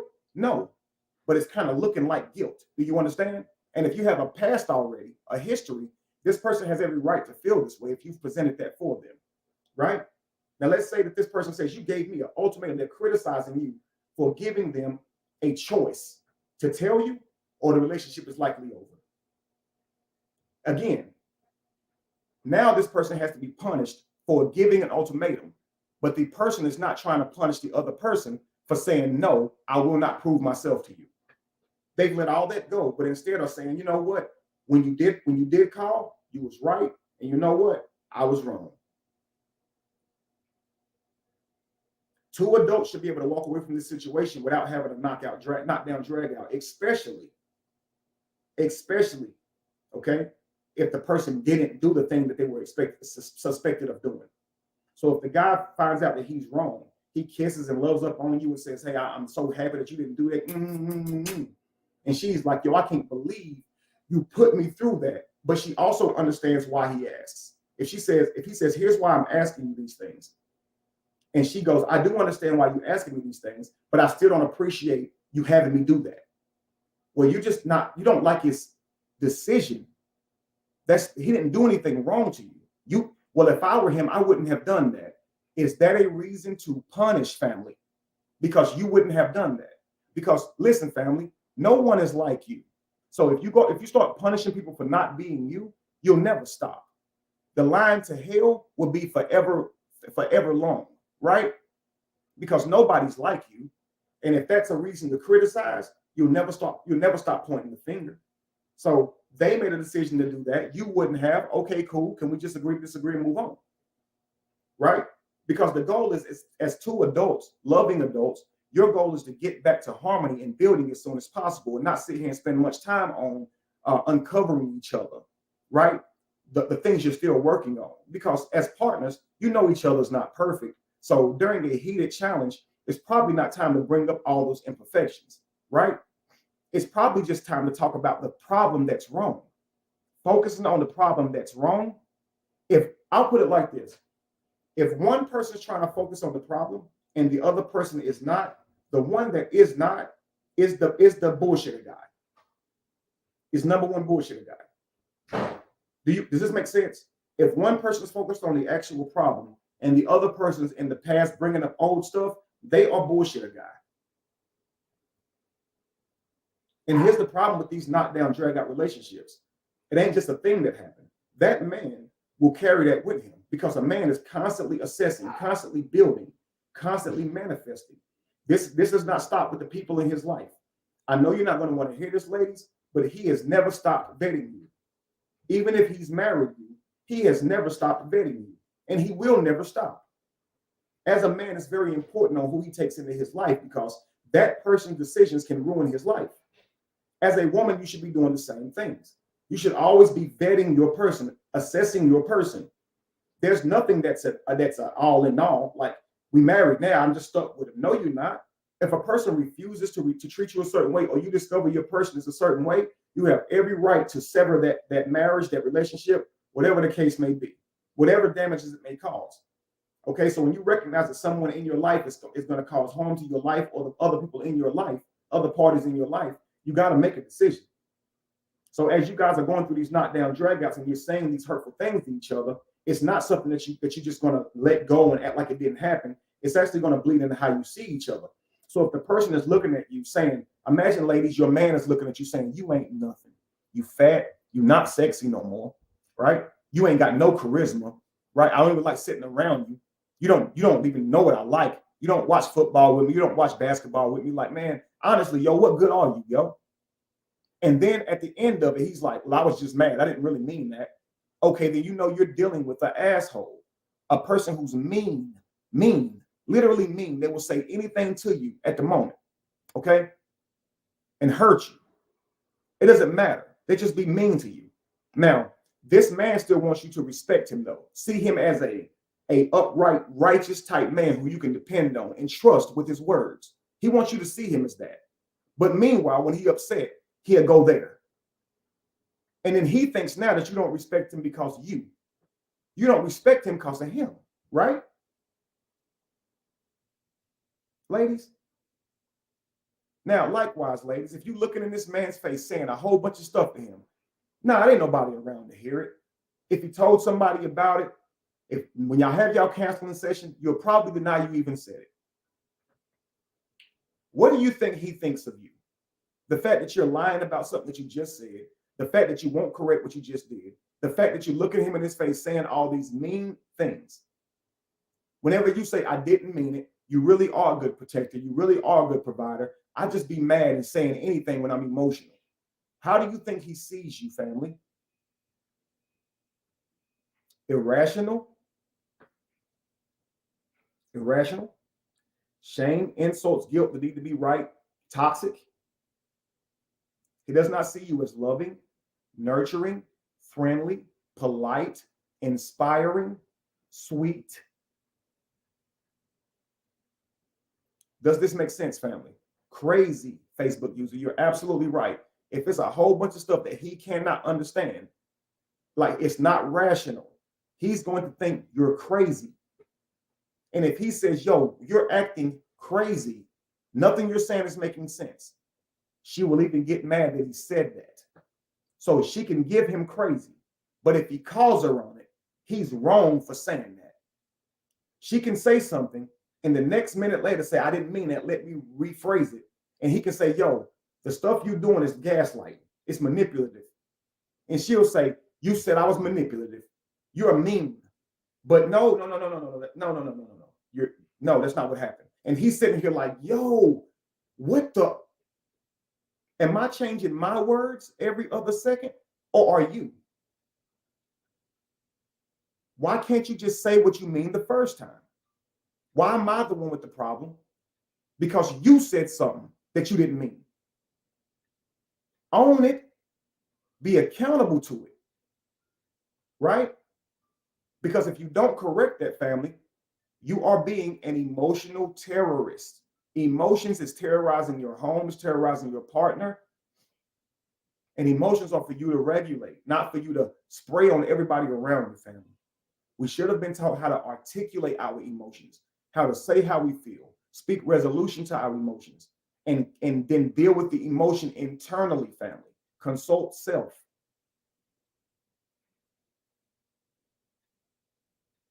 half the time, while you're feeling emotional anyway, you're not going to hear their words correctly anyway because you're actually still upset with them. So the best thing is, let me get the apology. Let me get why you know it's wrong and why you won't do this again. Hopefully you'll love on me in the process because that helps me get back to a place of love. But if not, after that, I'll go to myself, sit down and pray on it and meditate on it and correct it, because it's not good for me to be walking around angry at anyone. Frankly, it's going to bleed out into my performance daily anyway. And if you have a person that's with you and they don't care to correct that in you, then you need to go get that on your own as soon as possible, okay, through meditation. But anyway, my brother and I was talking about how serious this situation is when you don't get the love you need, right? And so I said something in the room with all these men. I said that if that woman is willing to hurt you, okay, know she hurt you. Now, she can see your pain. You can cry in her face, because many men have admitted that I've cried in her face and she didn't care. I've told her, you broke my heart when you said this, and she still didn't care. She still didn't give me the emotion and the energy that I needed. I literally told her I needed her to give me that energy, and she still didn't. She said it was on her lack of ability to be vulnerable, and that's why she couldn't give him that thing. Now, family, I want you to understand this. This is what I said to the people at the cigar lounge, okay? I said, if a woman is doing this to a man and she can see that he is hurting for days, if he goes and cheats on her, she'll say, you did me wrong. But here's the kicker, family. She uses that excuse. She will go, this is her excuse. She'll go and cheat on you and say, you weren't there for me when I emotionally needed you. You weren't there during this important time of my life. You stopped catering to my needs. You stopped caring about me. This has been a woman's excuse for cheating this whole time, right? So if a man uses that excuse, will she tell him he's wrong, or will she understand it because that's how she thinks? So if she's looking right at her man and she sees that he's broken, if he goes out and he's going out to get restored, meaning people are complimenting him and people are pouring into him in order for him to get restored, and he literally has to go somewhere else to get that. Imagine a man saying this to his wife, okay? You're breaking my heart. You're knowing you're breaking my heart, and you're watching me suffer. And all you got to do is make up to me, and you won't even do that. So the next time you do that, I'm going to go out, and whatever happens, happens. If you want to leave because I cheated, then you will be gone, and I'll take care of somebody else with my earnings, with my provisions, the things that you said I don't do well.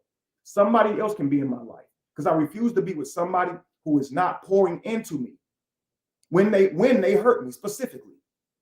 So I have to go heal myself, and I'm in a whole relationship.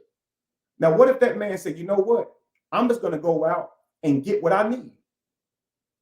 She would say he's wrong.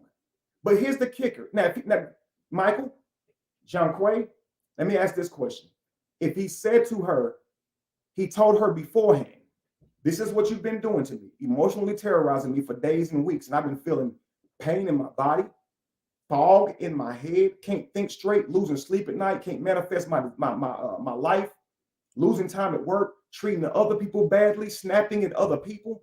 Your whole life is like this because she's left you like this, right? So if you told her this, I'm going to go out and get my healing from some other woman who's willing to nurture me, okay? And if I do that, you can leave, but know it's your fault because you watched me go out there knowing I needed you.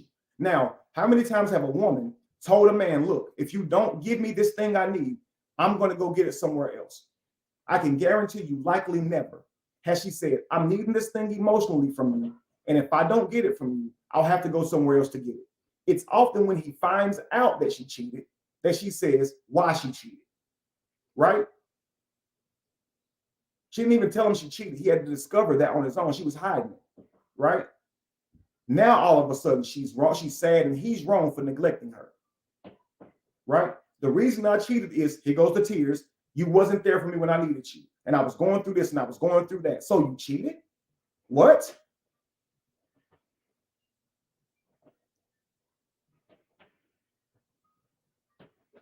You got to understand what that looks like, family. If you cheat on me because you're hurting, then there'll be times when you're hurting.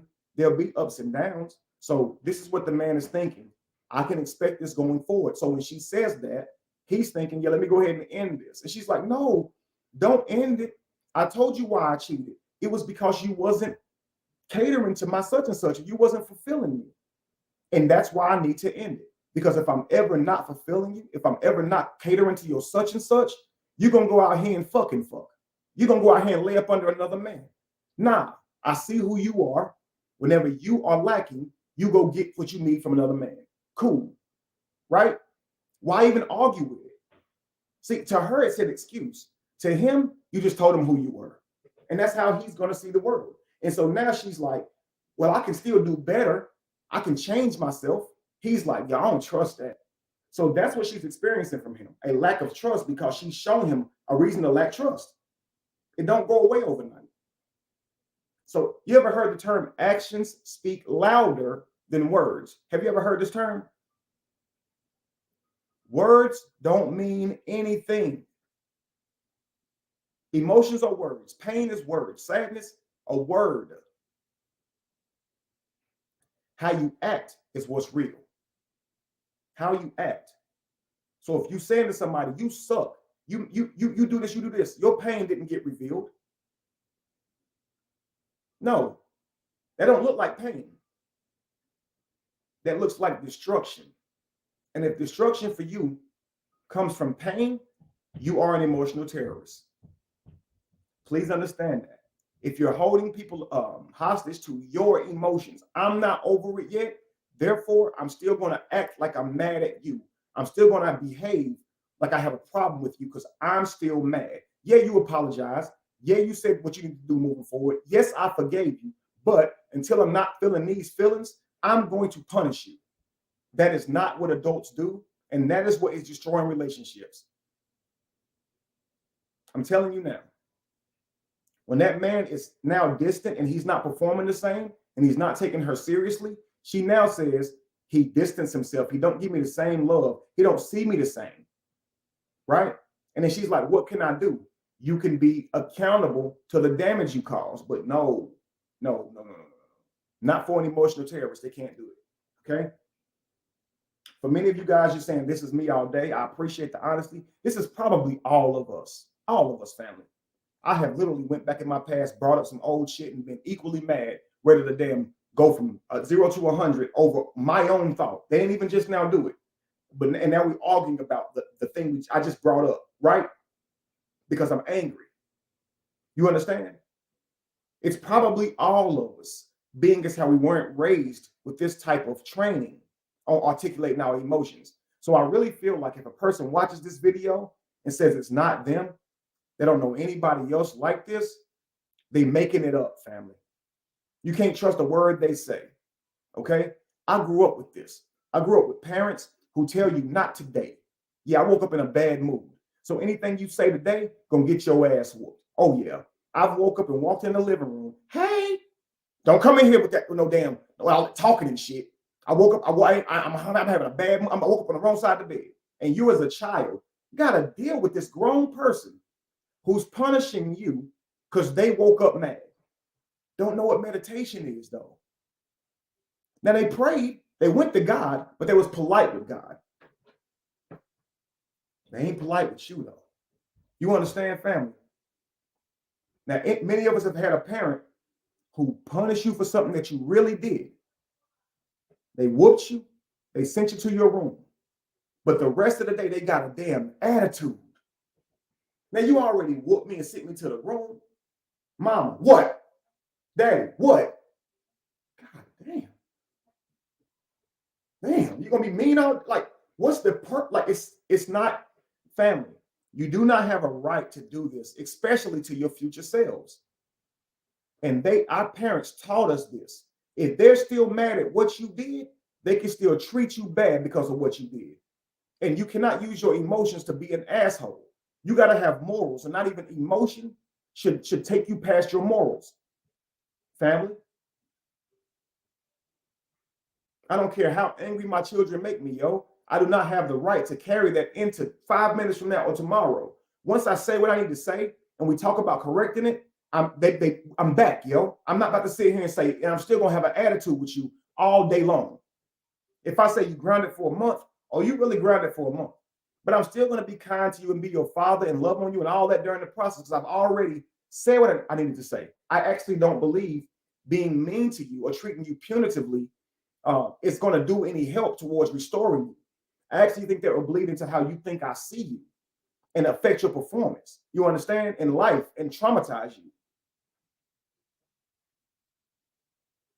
So the same way with your parents, when your children call your name, parents, if you are not trying to be polite, when you address your children back, that's a problem. They say mom, dad, and you're not saying yes, babe, yes, son, yes, yes, daughter, or answering them in a respectful way. That's a problem. Like, I'm a parent, so I have a right to disrespect my children. Right? I'm a parent, so I have a right to disrespect my children because I'm mad. I can talk to them any kind of way. But then I'm going to go out here in public and demand people treat me with respect, even when they're mad at me. Imagine you got a boss at work. You walk in, he look you in your face. Yo, you late again. Don't be late again, yo. I ain't playing with you, yo. Don't be late again. You're going to be like, yo, who you talking to? Yo, you're not my mama. You're not my daddy now. You just crossed the line. Who you yelling at? No, you're a supervisor. Okay, now you can counsel. You can suggest what needs to be done. You can even terminate. But you can't yell in my face and point at me and look at me like you about to whoop my ass, though. Because that's going to get your ass whooped. I'm not going to care that I'm your employee. I'm not going to care nothing about that. You better learn how to address me, man, like for real, for real. That's what you're going to say to him. Now he's saying, they insubordination, right? They mouthing off, can't deal with them. No, it's you who's the problem. Because I know you're having a bad day today, sir, ma'am, but it's no. Kevin, can you come into my office, please? Not in front of everybody. I'm not your damn child, right? Listen, it's very important that you be on time, okay? It's within company policy says if you're late this amount of times, these are the steps. Now, you've been late 3 days in a row. Well, it's because I live on the other side of the train. Kevin, listen, the time for you to be here is 8 o'clock.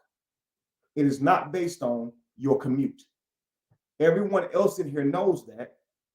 If you don't know that, now you do. So regardless of where you live, your time to be at work and to be clocked in and ready to go is 8 o'clock a.m. Now, you have not been here on time, okay? Well, other people doing it, other people late too. I'm talking to you. See, I'm talking to you about you being late, Kevin. I'm not talking to you about others. See, there's no reason for me to talk to you about other people, seeing as how they don't carpool with you, right? It's not up to you to get them here. So what you should worry about, Kevin, is my conversation with you, sir. Understood. Now, moving forward, I need you to be on time. And if you're not going to be on time, I need you to call me at least 30 minutes ahead of time so I can make the adjustments to the floor that needs to be adjusted. Do you understand? Yes, I understand. Fantastic. Go have a great day. That's a good manager. Even though Kevin in that scenario was saying a whole bunch of unnecessary shit. If you're an employee who gets upset because your boss corrected you, you've been late. Well, I really was held up by that train. So, you heard the man. Well, I just wish you wouldn't have called me in his office. I wasn't trying to hear that today. I'm already running late. I already got all this going on. I was late 3 days in a row. The last thing I want to hear is that my job on the line. I got this going on. I got my son struggling over here. Last thing I want to hear is that my job is on the line. So grow up. You don't get to confront that man for confronting you when that man's position is to make sure that the company runs smooth and you're under him. Like, yo, accept reality of the world and stop tripping, right? Because at some point, you're going to ruin your life with these emotions. So now you're going to quit because you don't like the job, because you're emotional. Now you're going to leave early because you didn't like him confronting you. You're going to walk the floor. You're going to walk on this floor and be upset and mean with other salespeople because you think they didn't get talked to for being late because they out here seeming like they still happy. You think you're the only one. When the other people late, they don't say nothing. So, are you late? Stop being late. He don't say nothing to nobody else. Are you late? Then stop being late. You should never deny an opportunity to grow, especially because other people are doing the same bullshit. That should be more of a reason for you to grow. Stop being a piece of shit. Wow, other people are a piece of shit. What? It's not my concern if other people are. My concern should be if I am. Family, this is one of many, okay? I will be building on what is an emotional terrorist, how to seek refuge from an emotional terrorist, how to stop being an emotional terrorist, okay? And how to respond to an emotional terrorist, okay? Now we're gonna have a whole series on this, the same way I did it with emotional intelligence for men who respond with violence when they are angry in the moment, ruining their lives. I'm going to try to help you ladies and men who are emotionally terrorizing your partner and people around you, from your children and whatnot to whoever, to try and get this thing in order. Just remember the term: we do not negotiate with terrorists. If you are talking about something in the realm of reality and that person refuses to acknowledge what you are talking about, but instead wants you to acknowledge some feelings that they have, we do not negotiate with terrorists. At any moment, you can say you're experiencing an emotion. And if I have to stop and deal with that, then you can do that at any moment. So you have to understand that women love attention. Men love to be attentive. Men walk up to women. We love the courting game. We love all of that. And we should continue doing that when we have the relationship. You shouldn't stop those things, man. Now, women love the attention that they get from men during that courting process, yin and yang. But often, whenever she's in that relationship with you, we stop chasing. So how can she get you to chase her? She's already given you the goodies. You've already had it every kind of way. Okay. What can she do for you to chase her? She will say she's emotional. She will create that leverage for you to chase her by any means necessary. So now you will be attentive to emotions. I'd rather be chasing my woman around the room to kiss all over her than to explain some shit I didn't just do and why that probably hurt her. Do you understand? So I'd rather stay masculine, keep taking her out, keep doing those sweet things, keep having a whole life together, family. You understand? Keep creating those moments of her for her where you are still the pursuer. Okay? Just because she has now committed to a relationship with you doesn't mean that she doesn't still like attention or like for a man to be attentive to her. You understand? And ladies, just because you now have that man doesn't mean he don't still want a polite, agreeable, sexy, inspirational woman. It took all that for you to get him. You wasn't getting that man by being mean to him. You was getting that man by giving him something to chase, luring him with a little bit, with breadcrumbs here and there, with sweetness and politeness. Damien says, yes, you must praise and worship her. And praise means uplift her. Worship her means put her first, family. You can't put her before the mission and before the family, but you can put her first, family. You must understand. This is why she'll say, why didn't you text me good morning? Why didn't you do this? Why didn't you do that? She wants to be a priority in your life. And just because you already got her don't mean that she's like a PlayStation, like I ain't got to pay for it no more. I already got the game. I can just play it now. She's not a PlayStation, family. She's not a toy. She is a God. She is the other half of you. And you can't create your family without her. You can't create your kingdom without her. So you need to see her as that. She's not a toy. She's not just going to sit there in the room, okay, just in the corner where you want her to be. Okay, she's a real person, family. And ladies, he is a real person. Do you know that? Hey, sweetheart, I'm doing a live. I'm almost finished, okay? All right. He's a real person, ladies.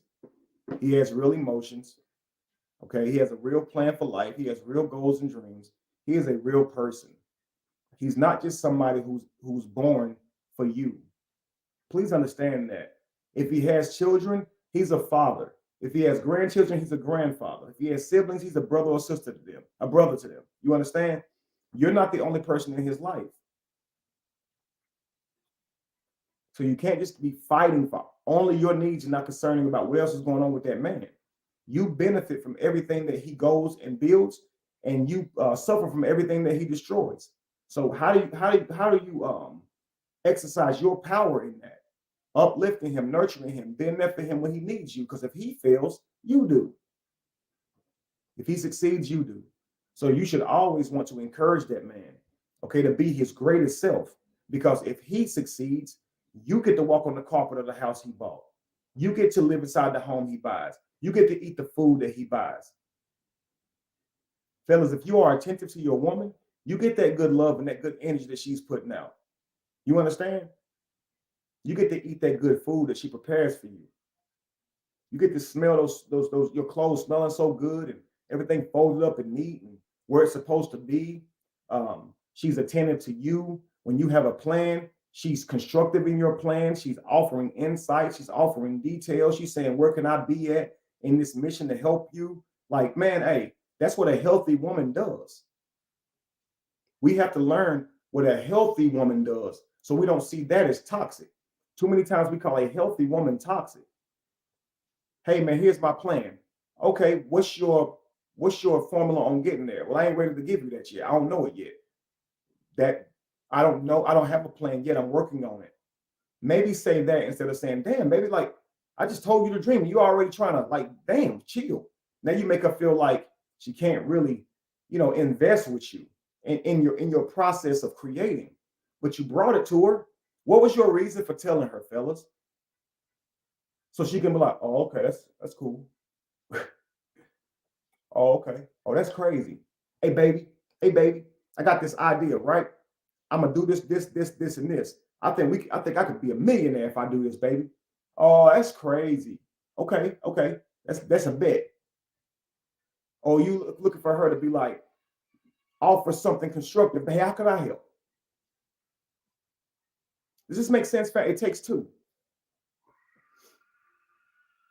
You're not feminine as a man if you're willing to sit and talk with your woman and care about how she feels and thinks, family. You understand? You are an emotional terrorizer if you don't value her emotions. So you have to value the emotions. But whenever you're having a discussion with her, it's important we talk about the reality of it all. Her using her emotions to deter you from the thing that you're trying to talk about, the reasonable, rational thing in reality that happened is emotional terrorism. But when she comes to you with her emotions and she's feeling some type of way, you not listening to those emotions, you shunning those emotions, you telling her, "Are you just emotional, man? You always man, go sit down somewhere." Anybody trying to hear all of that? What you're doing is you're failing to secure her. You're failing to uplift her. You understand? And what does that mean? Those thoughts that she's having are going to keep on cycling. You want her talking to you. You want her telling her how you feel, just not in the wrong moments, not in moments when you're trying to get something done. And ladies, you want him leading, you want him providing, you want him guiding. You do. Anyway, family, stay tuned for the rest. If you guys like this, inbox me. I am going to be doing where I take calls on Instagram, random calls for about an hour. And I'll let you guys, I'll tell you what, I'll do that for on Friday at 12 p.m. Friday at 12 p.m. No, Friday at 3 p.m. Friday at 3 p.m. I don't answer Instagram, but at 3 p.m. on Friday, go to my Instagram and you're welcome to call me. Okay, I'll probably be getting a lot of calls, but if you keep calling back, I'll take those calls, family. All right. Only if I can use these calls. So you guys can talk to me about whatever's going on in life. Your face will likely be present. Okay. I will take the call for free, but I will be recording the call. So you don't want to be too private, give up too much information of things that you don't want revealed, because this will be public, but this is going to be something that I do for the public. So many people pay me for my time, but then so many people cannot afford that. And what I want to do is try my best way of giving. That's right, Lacey. Thank you, Queen. Eastern time, family. So 3 p.m. Eastern time, family. All right. So again, only call if you're okay with me giving you my assessment publicly, okay? Because I will be sharing the content for others to see. Your question could help a lot of people. So we're not going to go into too much because it won't be completely private, but you guys know how much you want revealed. So I don't want you guys getting upset with me for sharing it. This is my disclaimer now. This is why I am doing it at no cost at all. That way you get what you need and I can get something out of it too. And everyone can get something out of it, frankly, because they will get to see this information. I have to answer many of the same questions. So if I can do this with your help, we can probably cover a lot of these questions, family, because I know y'all have them. All right. I love y'all very much. I hope that you guys can take what I'm saying with a grain of salt. Explore it, explore yourself. Consider the art of meditation and the benefits that it can provide for your life and the life of your family, your mission, your success. It's all linked to you balancing and regulating your your energy. This is what helps you stay focused and keep your mind on the right path.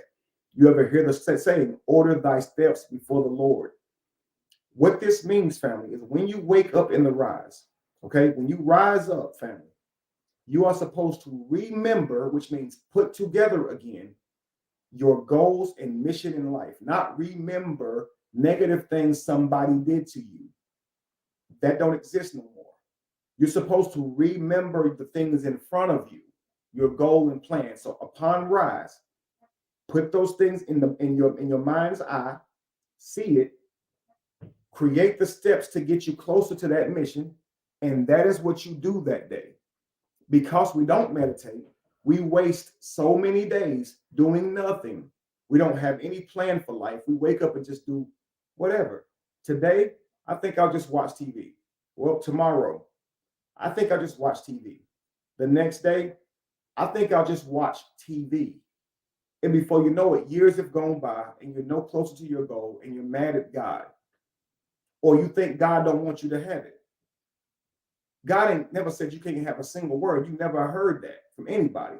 This is what you hear in religion. If God wills it, then, well, willing it is an action word. Willed. When you willed something into existence, it is in due time. D-O. It's in due time. You have to be doing something in order to manifest your reality. The universe does not work on words. It works on action. If you want a garden, you got to plant a seed. If you want a job, you got to put in an application. If you want muscles, you got to work out. You can't just say, I want it. Those are just words. The universe don't hear you.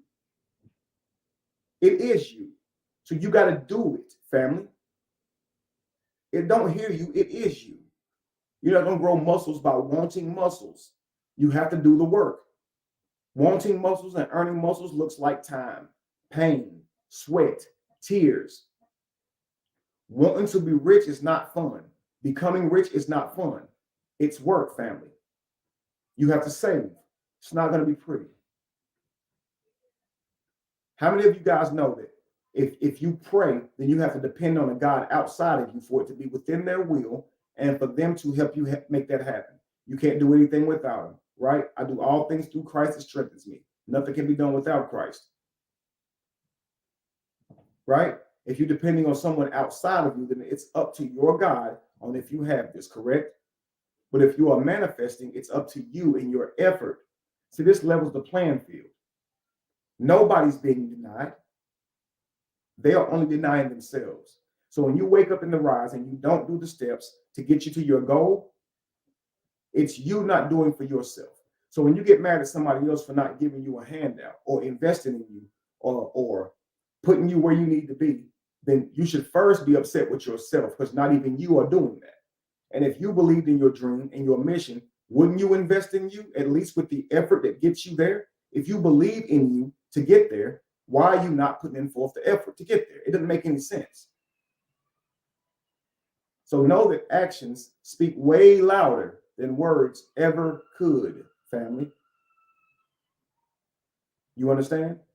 The way you close the distance between point A and point B is walking. You got to close, you got to do something. You got to do something, family. I hope you guys understand this, okay? It's in due time. Somebody type that in. It is in due time, not D-U-E. It's in D-O time. When you do it, it will be time. If you want to be great, then do it. You challenge yourself. You throw yourself in the fire to be refined. You sharpen yourself with iron by challenging yourself against someone else who thinks, and all that stuff. If you want to be great, you gotta be great. You got to. All right, family. See you guys next time on this topic again. I'll be doing some videos that are not live videos, but based on how this live does, I don't know if this is a topic that I should continue. So if this is a topic that you guys got something from, I want you guys to say continue. Comment continue if you got what you needed from this live, okay? If you think that this is a topic I need to stay on for a while, if you think many people need this topic and it can make relationships better or your relationship specifically better, your life better, please comment, please continue, okay? That way I'll know that you guys are feeling this message and it's not something that, this covered it all. That way I'll know if I need to keep building on this. I really strongly feel I need to keep building on this because emotional terrorism can happen in way more ways than I described today. I just don't want to overload you, okay? Based on what I see so far, you guys are saying please continue. All right, well, look forward to it, family. Look forward to me continuing. Share this content again. Share it. If you're saying, hey, it worked for me, and it's other people who went through this and go through this now, share this content. Make it go viral so it can be a talking point, okay? So people can say, man, like, you see that video Kevin talked about, emotional terrorism? What you think about that? Have you experienced it? Have you seen it? Men, is that a problem that we are that way? Is that a problem that we need our women to truly be sorry, like kiss on us and love on us when they're sorry? Is that a problem?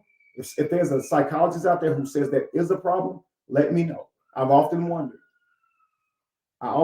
Should a simple "I'm sorry" just be enough after all of the chaos that has happened? Or is there something wrong with you that you need someone? Is there something wrong with me that I need someone? Is there something wrong with my brother, those men sitting inside of the cigar lounge? Is there something wrong with us that we need someone to do that if they have hurt us? All right. I think that's a good question. All right, family. Be evolution. Be the change that you want to see. No candle loses its flame from lighting another. And if you were to ever find yourself in the middle of chaos, it is in that chaos, believe me, that you will find yourself. Peace, family.